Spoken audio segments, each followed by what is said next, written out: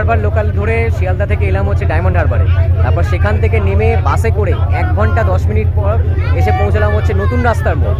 আর নতুন রাস্তার মোড় থেকে তারপর আবার টোটো করে এলাম হচ্ছে লট নাম্বার 8 গেট নাম্বার 1 যে ফেরিঘাট রয়েছে সেখানে। এখন ফেরিঘাট থেকে ভেসেলে করে উঠেছি, যে আমি আর এক্সপ্লোরার বিধানের তরফ থেকে বিধানদা, আমরা দুজনে মিলে এখন ভেসেলে করে নদী পার হয়ে যাব হচ্ছে ওপারে কোচবেড়িয়া ঘাটে। মানে যাত্রাপথটা কিন্তু বেশ অনেকটাই, কিছু করার নেই। Hassle free. হ্যাঁ, এক্ষেত্রে কিন্তু হ্যাসেল ফ্রি, কেননা কাকদ্বীপ হয়ে এলে কিন্তু প্রচণ্ড ভিড় হয়। তাই সেই রাস্তায় না এসে আমরা ডায়মন্ড হারবার এসেছি। হ্যাঁ, হয়তো একটু ঘুরপথে আসতে হলো, কিন্তু অনেক হ্যাসেল ফ্রিভাবে অনেক নিশ্চিন্তভাবে কিন্তু আমরা পৌঁছতে পারছি। মানে আমরা ট্রেনে এসেছি শুয়ে, বলতে গেলে সত্যি কথা, ডায়মন্ড হারবার লোকালে এলাম, ট্রেন খুবই ফাঁকা। ওখান থেকে বাসে আসলাম দিব্যি একদম বসেই, তারপরে টোটো। আর এখন এই যে আমরা কিন্তু সিট ছিল, বসিনি, আমরা দাঁড়িয়েই যাব।